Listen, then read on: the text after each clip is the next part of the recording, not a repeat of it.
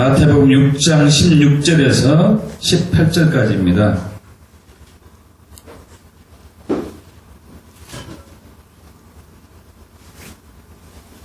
마태복음 6장 16절에 18절 합독합니다. 금식할 때에 너희는 외식하는 자들과 같이 슬픈 기색을 보이지 말라. 그들은 금식하는 것을 사람에게 보이려고 얼굴을 흉하게 하느니라. 내가 진실로 너에게 이르노니 그들은 자기 상을 이미 받았느니라. 너는 금식할 때에 머리에 기름을 바르고 얼굴을 씻으라. 이는 금식하는 자로 사람에게 보이지 않고 오직 은밀한 중에 계신 내 아버지께 보이게 하려 함이라. 은밀한 중에 보시는 내 아버지께서 갚으시리라. 아멘. 오늘도 역시 금식에 대해서 나누겠습니다. 20번째 시간인데요. 설교 제목은 공개적으로 상을 받는 은밀한 금식이 되겠습니다. 공개적으로 상을 받는 은밀한 금식. 지난 시간에 했던 것을 잠깐 나누죠. 지난 시간에 했던 부분은 세상과 구별되는 금식에 대해서 나눴습니다. 하나님께서 사람을 창조하신 목적은, 하나님의 형상으로 창조하신 목적은 하나님의 영광과 능력을 가지고서 하나님을 대표해서 이 세상을 생육하고 번성하고 땅에 충만하여 땅을 정복하고 다스리고 통치하는 것이 사람을 창조한 목적이라고 그랬죠. 여러분들, 그런데 사실 이것이 하나님의 자녀들 삶 속에서, 하나님 백성들 삶 속에서, 그리스도인 삶 속에서 실질적으로 잘 이루어지지 않고 있습니다. 그 이루어지지 않는 것은 그리스도인들이, 기독교인들이 세상과 구별된 삶을 살지 않고 거룩한 삶을 살지 않기 때문에, 거룩하지 않기 때문에 그렇다는 것을 나눴죠. 성경은 거룩하게 구별된 삶을 통하여서 하나님의 뜻을 이룬 하나님의 사람들의 이야기로 가득 차 있죠. 대표적으로 꿈쟁이 요셉, 그는 자기 주인 아내의 성적 유혹을 피해서 억울한 감옥 생활을 했지만 하나님은 그를 통해 이집트와 이스라엘 주변 국가를 완전히 세운 것이죠. 또한 다니엘, 그는 우상에게 절하지 않고 끝까지 하나님을 예배한 결과 사자의 밥이 될 뻔했지만은 하나님의 보호하심을 통하여서 그는 다시 그 자신의 일을 할 수 있고, 자신을 대적하는 모든 사람들이 오히려 죽임을 당하고, 끝까지 또 남은 여생을 주님의 뜻으로 바벨론, 바사, 메대국을 총리로 다스리는 그러한 삶을 살았고요. 다니엘의 세 친구들도 마찬가지죠. 사드락, 메삭, 아벳느고, 이 세 친구들도 금욕생활, 채식주의, 채식, 그리고 경건생활을 통해서 자신을 거룩하게 구별된 삶을 통하여서 하나님의 놀라운 지혜가 임했고, 또 포로로 끌려간 그 나라에서도 크게 쓰임받을 수 있었습니다. 그래서 하나님께서는 거룩하게 구별된 사람들을 통해서 하나님의 뜻을 이루어 가시는 것이죠. 반대로 우리가 거룩을 잃어버리면은 하나님의 영광을 빼앗기고 하나님께서 주신 능력과 권세도 빼앗기게 됩니다. 대표적으로 아담과 하와가 하나님께 불순종해서 타락해서 결국은 하나님께서 아담과 하와에게 주신 세상을 통치할 수 있는 통치권을 빼앗겼죠. 그리고 또한 삼손도 드릴라란 여인의 꾀임에 넘어가지고 결국 타락해서 그다음 하나님이 주신 큰 능력도 잃어버린 것이죠. 그러나 다시 우리가 구별된 삶을 통하여서 거룩을 하면은 하나님의 영광이 회복되고 능력이 나타나기 시작합니다. 그것이 우리에게 필요한 것이죠. 회복이 있는 것이죠. 머리카락이 다, 삼손이 머리카락이 다 잘려가지고 능력을 잃었지만은 다시 그가 회개하면서 머리카락이 자라나기 시작하자 다시 그 힘을 찾았습니다. 또 사무엘 시대에 당시 이스라엘 사람들이 자꾸 적국인 주변 국가로부터 침략을 당하고 괴롭힘을 당하고 블레셋에 의해서 특별히 많은 어려움을 당했지만은 사무엘이 미스바 금식 성회를 통하여서 이 패배한 영적 분위기를 완전히 바꿨습니다. 그래서 그들은 승리할 수 있었습니다. 여러분, 그래서 이 시대에 하나님께서는 나시린을 찾고 있습니다. 나시린. 여러분, 나시린이 되기를 사모하십시오. 2016년에는 내가 나시린이 돼야 되겠다. 나시린이 돼야 되겠다. 구별된 삶을 사는 것이죠. 여러분, 구별된 삶을 사는 것은 굉장한 고난도 함께 따릅니다. 왜냐하면 구별되었기 때문이에요. 이 세상에 속하지 않았기 때문에. 여러분, 예수 그리스도라는 이름 자체가 특별한 이름입니다. 이것은 우리에게 이중적인 역사가 나타나는데, 하나는 예수 그리스도 이름으로 무엇을 구하든지 아버지가 그 기도를 들으십니다. 놀라운 은혜죠. 예수 그리스도 이름으로 무엇을 구하든지 다 들으십니다. 믿습니까? 그러나 또한 예수 이름으로 말미암아 우리는 사람들에게 학대당하고 박해를 당합니다. 왜냐하면 우리는 이 세상에 속한 자가 아니기 때문에 그래요. 믿습니까? 그러나 그 고난은 예수 믿는 사람들이 받는 고난, 이 세상에 속하지 않았기 때문에 받는 고난은 결국은 영광으로 이어집니다. 믿습니까? 그래서 우리는 이 세상과 우리 자신을 구별하기 위해서 금식을 통해서 육의 악한 본성을 깨뜨리고 거룩한 삶을 살아야 되는 것이죠. 자, 오늘은 공개적으로 상을 받는 은밀한 금식, 공개적으로 상을 받는 은밀한 금식. 제목이 좀 특이한데요. 자, 여러분, 어느 시대이건 어느 사회고 종교가 있든지 신앙이 있든지 종교생활을 하지 않든지 신앙이 없든지 관계없이 사회봉사나 구제활동에 적극적인 사람들이 간혹 있습니다. 요즘 이제 추운 겨울이 왔는데 높은 고지대 사는 달동네에 연탄을 나르는 사람들, 참 이런 사람들 이야기 들으면 우리 마음이 굉장히 훈훈해지고 따뜻해지죠. 또한 홀로 살고 있는 나이 많이 드신 할머니 할아버지를 찾아가서 그들을 돌보고 그들을 함께하는 사람들 이야기 들으면 정말 가슴이 먹먹해져 옵니다. 또는 아프리카 기근에 시달리고 있는 아주 어려운 나라에 가서 섬기고 돌보고 후원하는 사람들 이야기 들으면 참으로 감동이 되는 것이죠. 이런 사람들 때문에 이 사회가 정말 정이 끊어지지 않고 훈훈한 또 마음을 우리가 유지할 수 있는 것 같습니다. 그러나 때로는 우리의 눈살을 찌푸리게 하는 그런 후제나 선행도 있습니다. 어떤 경우가 그러죠? 자기 이름을 막 드러내기 위해서 신문에 자기를 내보이기 위해서 그래서 뭔가를 정치적인 야망이나 뭔가 하려고 하기 위해서 하는 선행이 있게 되면 우리는 저절로 눈살이 찌푸려지게 되죠. 그래서 남 모르게 하는 선행, 아무도 모르게 하는 은밀하게 하는 그 구제, 섬김이 우리의 가슴을 진짜로 감동시키죠. 여러분, 이 성경도 수천 년 전에 쓰여진 성경도 마찬가지입니다. 예수님께서 우리에게 말씀하십니다. 마태복음 6장 3절에 너는 구제할 때 오른손이 하는 것을 왼손이 모르게 하라. 오른손이 하는 것을 왼손이 모르게 어떻게 할까요? 이건 이제 말도 되지 않은 소리지만은 그러나 다른 사람이 모르게 아주 은밀하게 하라는 얘기죠. 여러분, 그런데 구제뿐만 아니라 예수님께서는 기도와 금식에서도 동일한 얘기를 하고 있습니다. 마태복음 6장 3절 잠깐 제가 읽을 텐데요. 너는 구제할 때 오른손이 하는 것을 왼손이 모르게 하여 내 구제함을 은밀하게 하라 하사하더래. 또 6절에 너는 기도할 때에 내 골방에 들어가 문을 닫고 은밀한 중에 계신 내 아버지께 기도하라. 17절 너는 금식할 때 머리에 기름을 바르고 얼굴을 씻으라. 18절 이는 금식하는 자로 사람에게 보이지 않고. 여러분, 왜 그런데 하나님께서 우리에게 기도할 때, 구제할 때, 금식할 때, 신앙생활할 때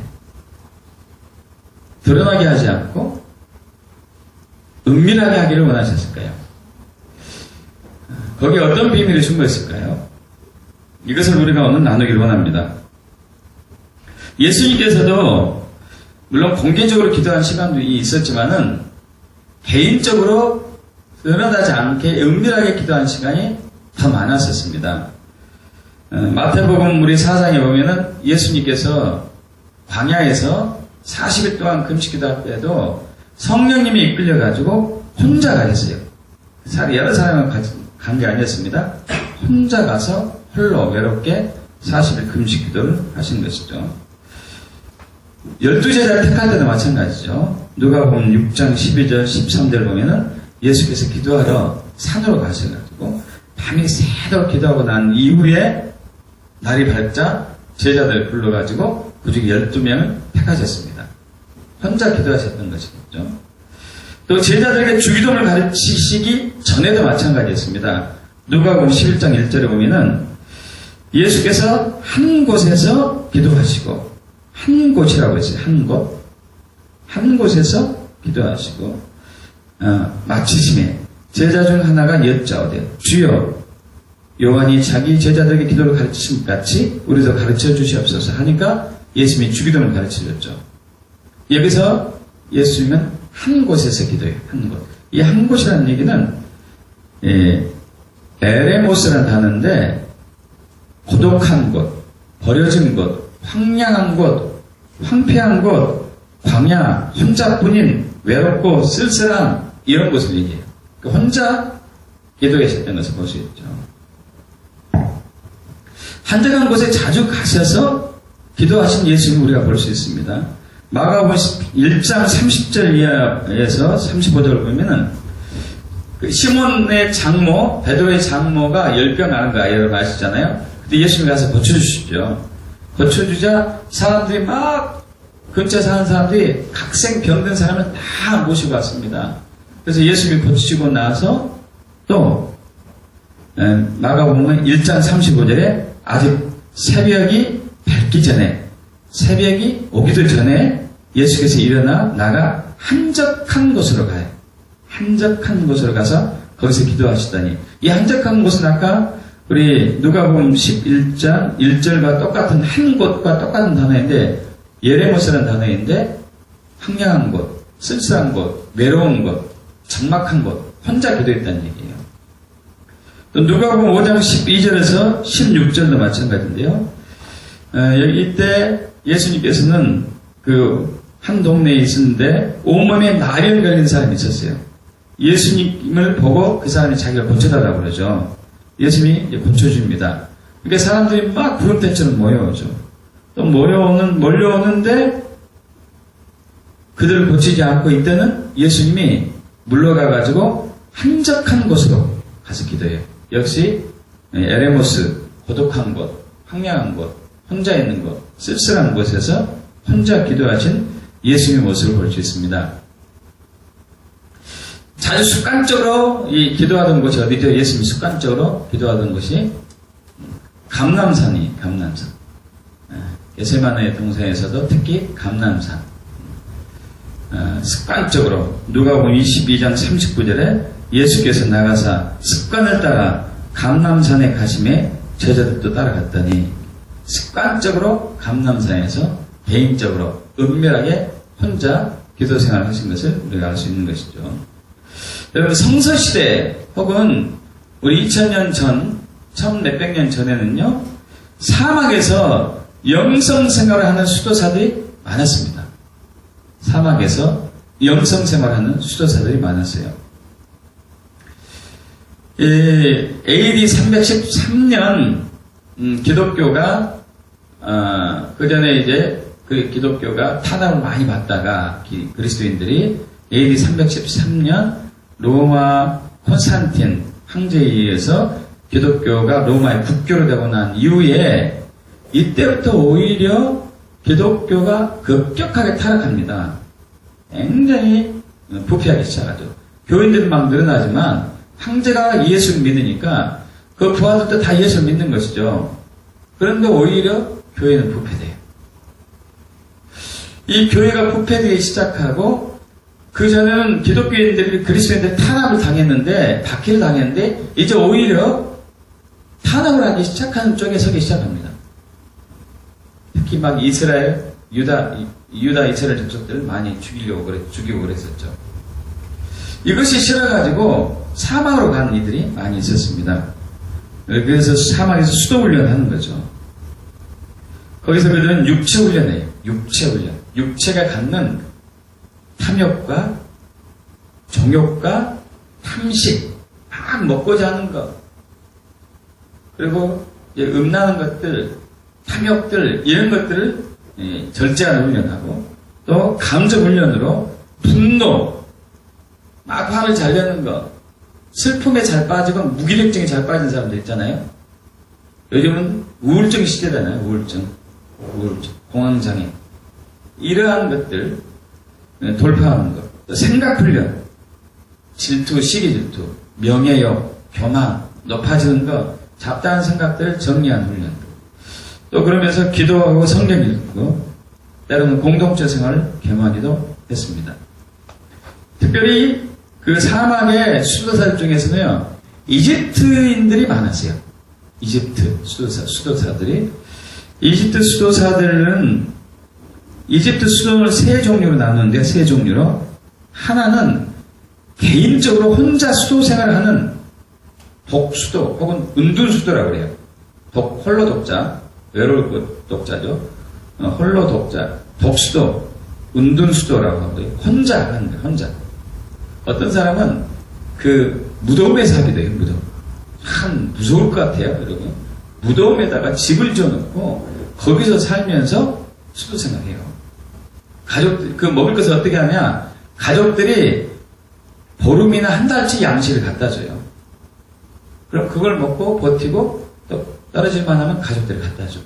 혼자 하는 유형이 있었었고,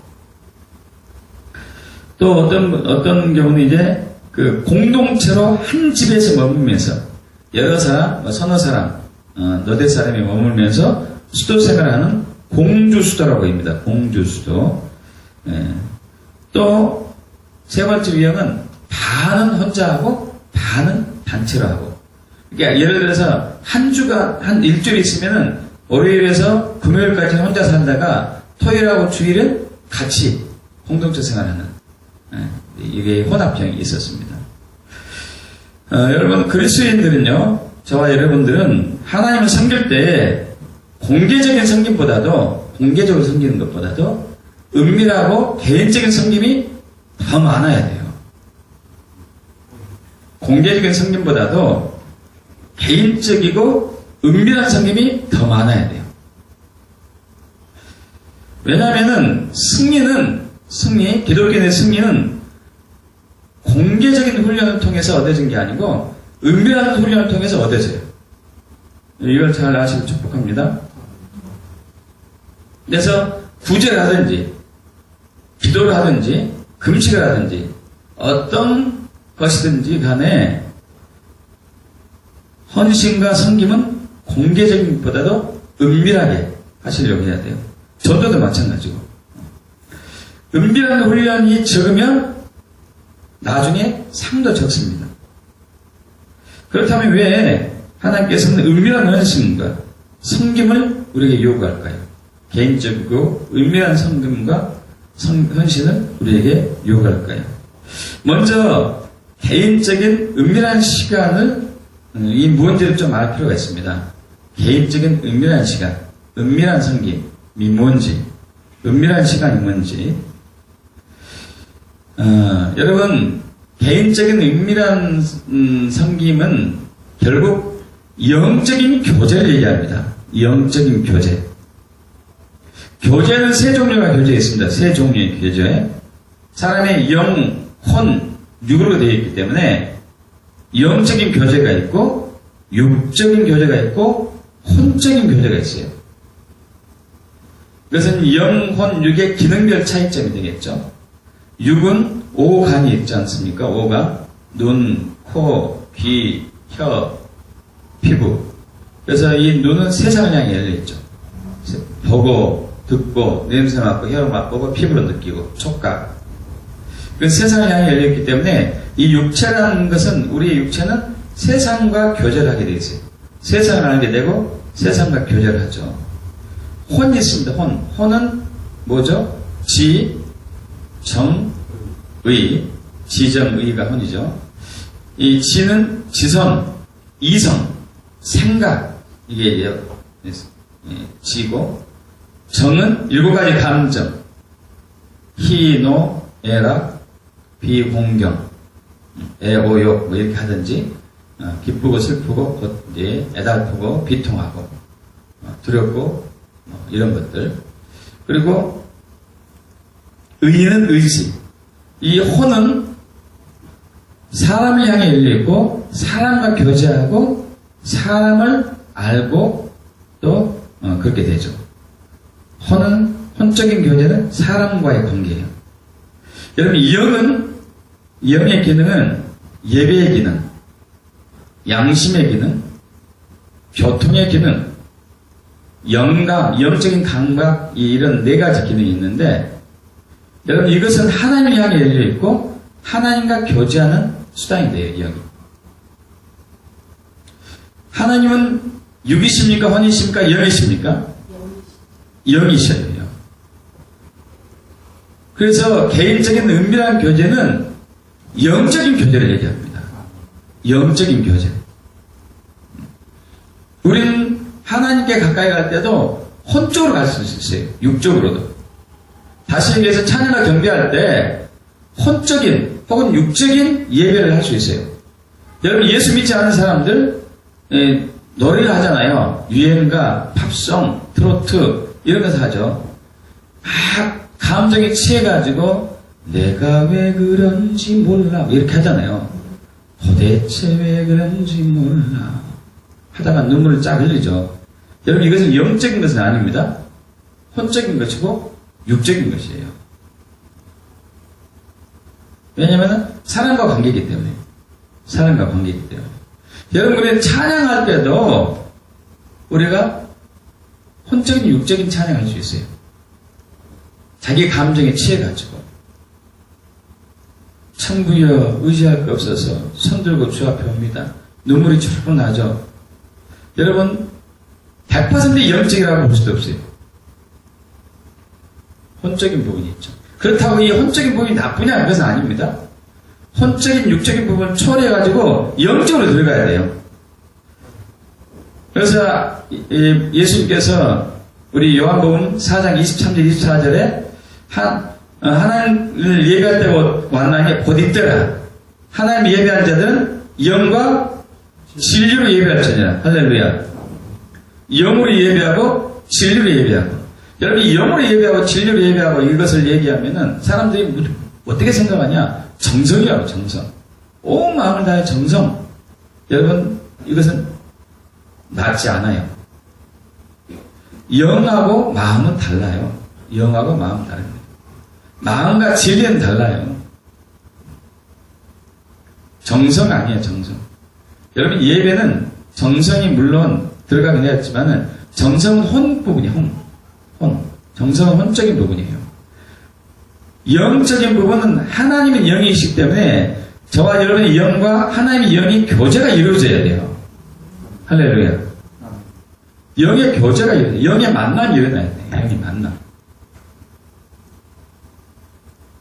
그런데 이런 예배가, 이런 찬양과 경배가 흔하지 않습니다. 저도 이제 우리 성교회나 교회가 찬양과 경배할 때 그렇게 되기를 원하고 그렇게 우리 찬양팀에게 요구를 하죠. 그러려면 이 찬양팀들이 연습을 많이 해야 돼요. 영적인 훈련을 많이 해야 돼요. 영적인 훈련. 그래야지 회중들을 이끌고 영의 예배를 할 수 있어요. 할렐루야. 여러분들도 예배를 통해서 하나님 만나려면은, 찬양과 경배를 통해서 하나님과 교제 나누려면은 찬양팀이 잘 훈련받고 세워질 수 있도록 찬양팀을 위한 기도가 필요해요. 기도가 필요합니다. 여러분, 그리고 또 기도도 마찬가지죠. 유다서 1장 20절, 에베소서 6장 우리 18절이죠. 성령으로 기도하라. 영으로 기도해요. 영으로. 육적인 기도가 있고 영적인 기도가 있습니다. 하나님이 육적인 기도를 들으시지는 않겠죠. 육의 욕구에 치우친 기도를 듣지 않죠. 야고보서 나오죠. 너희가 받지 못한 것을 구하지 않기 때문이다. 구해도 받지 못한 것은 정욕으로 구했기 때문이다. 그죠? 우리는 영적인 기도를 해야 돼요. 할렐루야. 그래서 여러분 방언 기도를 많이 할 필요가 있어요. 방언 기도. 또 말씀을 묵상할 때도 마찬가지예요. 말씀 묵상. 이 말씀을 묵상할 때에도 영으로 묵상하는 게 필요해요. 영으로.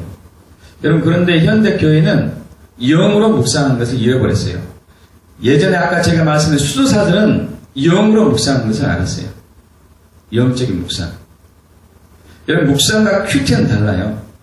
큐티는 들어보셨죠? 큐티. 큐티는 혼으로 하는 기도예요. 혼으로. 육으로 하는 거. 혼으로 하는 거. 이 말씀을 읽다가 이 말씀을 이렇게 의미를 생각하고 이 말씀을 내가 살려고 하고요. 여러분 이것은 길게 못 갑니다. 영으로 말씀을 읽는 것이 필요하죠. 말씀 묵상. 시편 1편 1절에 복 있는 사람은 악인에게 쫓지 아니하고 죄인에게로 서지 아니하고 오만한 자리에 앉지 아니하고 오직 여호와 율법을 즐거워하여 그 율법을 주야로 묵상한 자로다. 이 묵상이라는 단어가 하라는 단어인데 우리 묵상하면 이렇게 있는 것이 묵상이라고 생각하죠. 여러분 이 하라는 단어, 이 묵상이라는 단어는 입 다물고 가만히 있는 게 아니에요. 이 하라는 단어는 조말조말 하는 거예요. 말씀을 조말조말 해요. 여호와 나의 목자신 내가 부족함이 없으리로다. 그가 나를 푸른 초장에 누이시는 신망의 물가를 인도하신도다. 하루 종일 말씀을 가지고 조말조말 하는 거예요. 조말조말. 그러다 보면 성령이 어느 순간에 갑자기 그 말씀을 가지고 내 안에 들어올 때가 있어요. 있습니까? 내 안에 갑자기 들어올 때가 있어요. 그것이 레마의 말씀이라고 그러죠. 그래서 나에게 살아서 움직여요, 말씀이. 그 말씀도 순종하면 역사가 나타납니다. 영적인 교제예요. 영적인 교제. 하나님이 영이시기 때문에 영이신 하나님 만나려면 영으로 교제해야 돼요. 영어로 교제. 기도할 때, 말씀을 읽을 때, 찬양과 경배할 때, 금식할 때, 모든 경건 생활은 영적으로 해야 돼요. 영적으로 왜 해야 되냐 하면은 하나님과 인격적으로 친해지기 위해서, 사랑하기 위해서.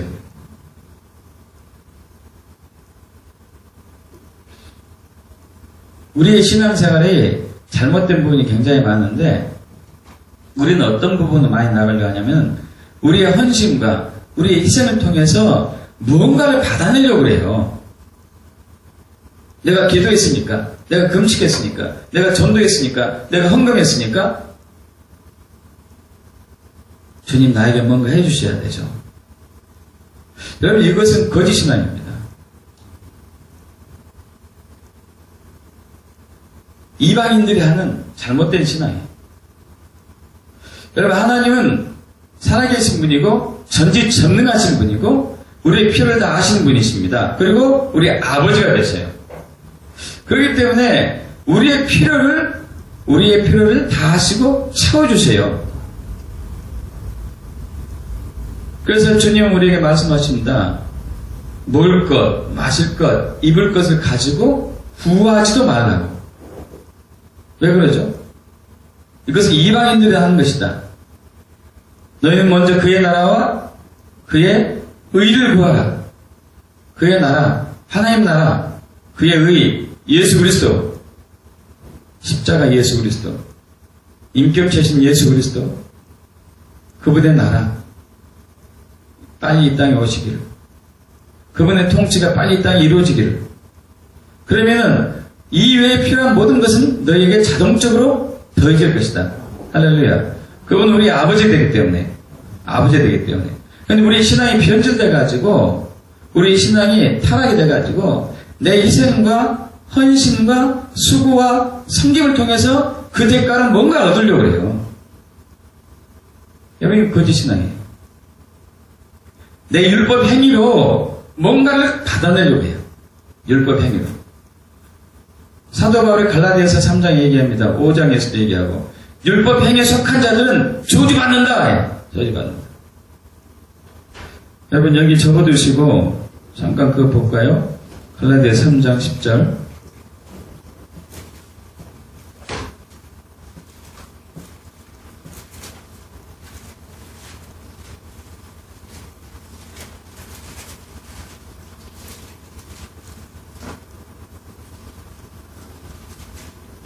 합독합니다. 절반만 읽죠. 무릇 율법 행위에 속한 자들은 저주 아래 있나니. 여기까지만. 여러분, 율법 행위에 속한 자는 뭐죠? 율법 행위에 속한 자는 뭐냐면은 이 말씀대로 살아요. 토색하지 아니하고, 불효하지 아니하고, 간과하지 않고, 싸우지 않고, 속이지 않고. 이것은 이렇게 살아야 됩니까? 말아야 됩니까? 이렇게 살아야 되죠. 이렇게 살아야 됩니다. 근데 율법 행위에 속한 자는 무슨 얘기냐면, 이렇게 행했으니까 나에게 복 주십시오. 이렇게 행했으니까 내가 어렵지 않습니까? 나에게 은혜 주셔야죠. 이렇게 착하게 살았으니까 내가 왜 못 살아야 됩니까? 나 잘 살아야 되지. 하는 거예요. 여러분, 우리가 은혜 받고 구원 받고 복을 받는 유일한 길은 예수 그리스도의 십자가를 믿는 길 외에는 없어요. 우리 행위로 우리가 구원받지 않았습니다. 우리 행위로 우리가 기름 부음 받지 않습니다. 우리 행위로 우리가 은혜 받지 않아요. 우리 행위로 복을 받지 않아요. 믿음으로만 받아요. 만약 우리 행위로 받는다면 예수 그리스도 십자가 헛된 것이 되버려요. 예수 필요가 없는 것이지. 그죠? 우리 행위 때문에 우리가 복을 받는다면 예수님이 십자가에 왜 죽어요? 그러지 않습니까, 여러분? 죽을 이유가 없어요. 우리 행위로 하니까. 우리 행위로는 아무런 의로움이 되지 않으니까 예수님이 십자가 못 박히셨어요. 그럼 이해되십니까? 이제 자꾸 우리는 우리 행위로, 하나님 보세요. 내가 가정에서 얼마나 헌신했습니까? 교회에서 얼마나 인성했습니까? 근데 이 꼴이 뭡니까? 그럼 이것은 행위로 믿음 생활하는 사람이에요. 근데 그건 뭐라고 그랬죠? 율법 행위에 속한 사람은 뭐라고 그랬다고요? 저주하라 했다고요. 이건 무서운 얘기죠. 구원받지도 못한다는 얘기예요. 우리 신앙이 변질됐어요. 변질됐어요. 내 헌신과 내 수고와 내 생명을 통해서 뭔가 하나님께 얻으려고 해요. 기도와 금식과 전도와 구제, 헌금을 통해서 뭔가 얻으려고 해요. 여러분, 이것은 잘못된 신앙이에요. 그렇다고 이걸 하지 말아야 될까요? 하라고 그랬죠. 해야 되죠. 하는 목적이 영적으로 교전하기 위해서. 영이신 하나님 앞에 영으로 나아가서 그분을 더 알기 위해서. 영적으로 알아야 돼요. 영적으로. 있습니까? 영으로.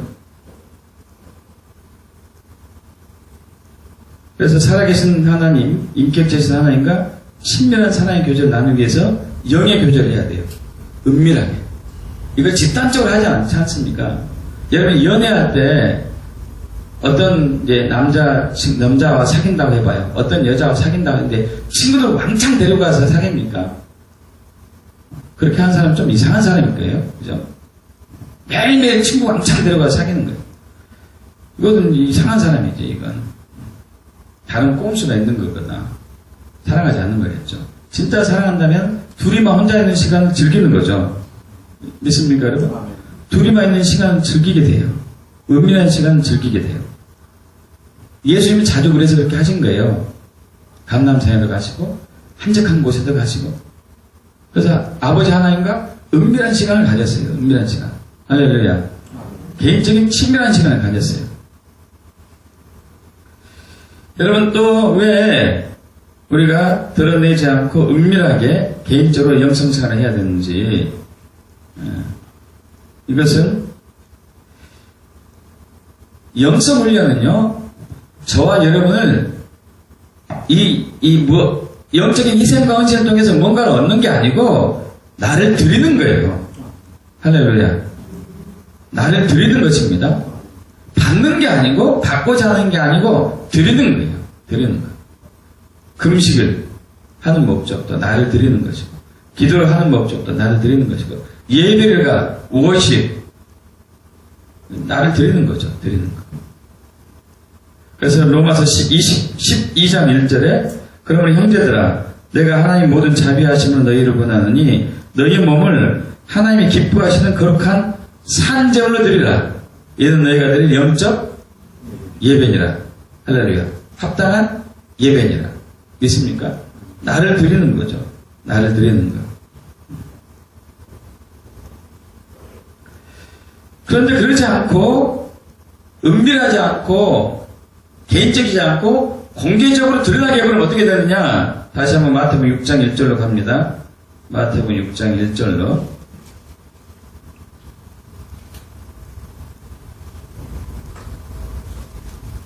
사람에게 보이려고 그들 앞에서 너희 의를 행하지 않도록 주의하라. 그리하지 아니면 하늘에 계신 너희 아버지께 상을 받지 못하느니라. 자, 우리의 의의란 얘기는 뭐냐 하면 우리의 경건훈련, 헌신 희생을 얘기하죠. 기도하고 말씀 보고 금식하고 전도하고 구제하고 헌금하는 것, 이런 것들을 얘기해요. 우리의 의. 우리의 의의가 드러나지 않도록 조심하라는 얘기죠. 공개적이지 않고 드러나지 않게 은밀하게 개인적으로 하라는 얘기죠. 왜? 그렇지 않으면 너희는 하늘에 계신 너희 아버지께서 아버지로부터 상을 받지 못하니까.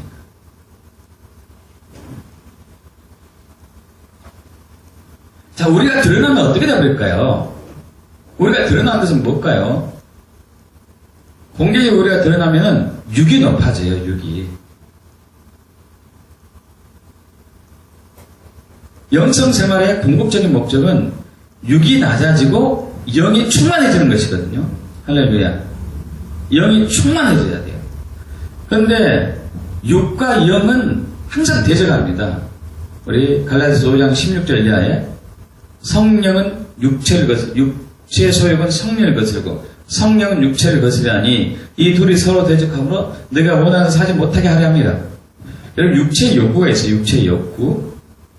그래서 아까 수도원 생활을 했던 사람들은 그 육체의 욕구를 죽이기 위해서 수도원 생활을 합니다. 육적인 것, 탐식, 많이 먹고자 하는 것, 음란한 것들, 탐욕, 또 혼적인 욕구도 있었습니다. 높아지고자 하는 것, 명예롭고자 하는 것, 교만하고자 하는 것, 혼적인 욕구들. 여러분, 이것을 죽이고 영에 충만하고자 하는 것이 영성생활의 근본 목적이죠. 있습니까? 그런데 공개적으로 하고 드러나게 하면 어떻게 되죠? 그것은 혼으로 변질되잖아요. 영적으로 가려고 했는데 혼적으로 끝나는 거예요. 그럼 이거 아무런 유익이 없는 거죠, 이건. 내 육을 죽여서 육이 죽어 영이 살아야 되는데 그러한 의를 40일 금식기도 했는데 내 영이 죽어버리고 육이 살았어. 40일 금식기도 했는데 이거 완전히 망할 노릇이죠. 완전히 망할 노릇이에요. 10년 동안 쉬지 않냐고 새벽마다 기도했는데 날 하나도 상없는 사람 봤어요.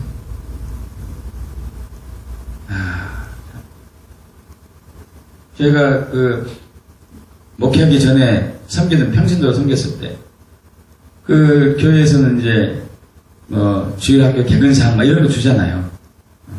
10년 새벽기도 산 사람 상도 줬어요.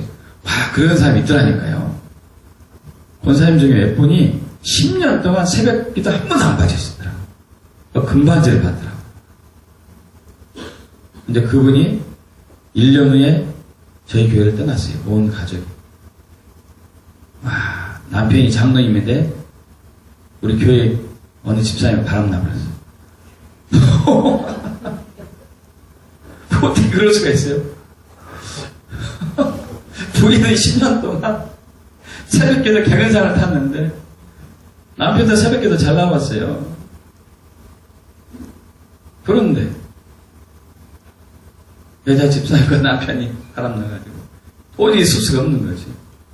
떠나보시더라. 어떻게 이런 일이 있을 수 있을까?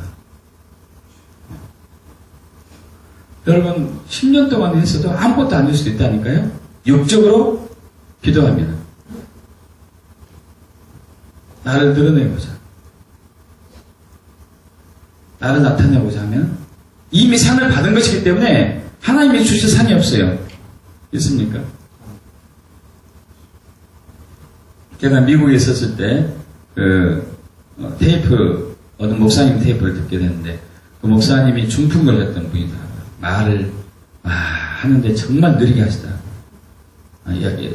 여러 번 하면서 하는데 근데 은혜는 굉장히 깊었어요. 그분이 성남에서 목회하던 분인데 유명한 분입니다. 여러분 이름은 제가 잊었는데 저 높은 곳을 향하여 영화를 만든 분이에요. 이분. 그걸 돈을 많이 벌었어요.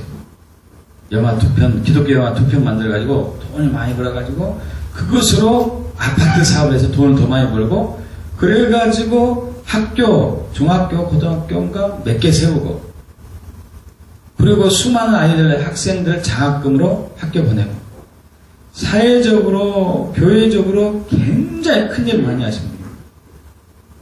그래서 국무총리 상도 받고요. 대단하신 분이에요. 그때 당시 수십 년 전인데 교회도 5,000명이 있어요. 교인. 그러니까 교계에서 사회에서 유명한 사람이죠. 근데 이분이 딱 푹 맞아가지고 쓰러져서 돌아가셨습니다. 돌아가셔가지고 교회에서 교회장을 치르는데 이제 관 속에 이렇게 놓고 이렇게 3일 동안 장례식을 치렀죠. 3일 만에 안에서 소리가 났어요. 이상한 소리가 나가지고 해보니까 살았어요. 살았어. 그래서 이제 병원에 모시고 갔죠. 천국에 다녀오셨대요. 나중에 이분이 말을 못해가지고 6개월 이후에 말을 했어요.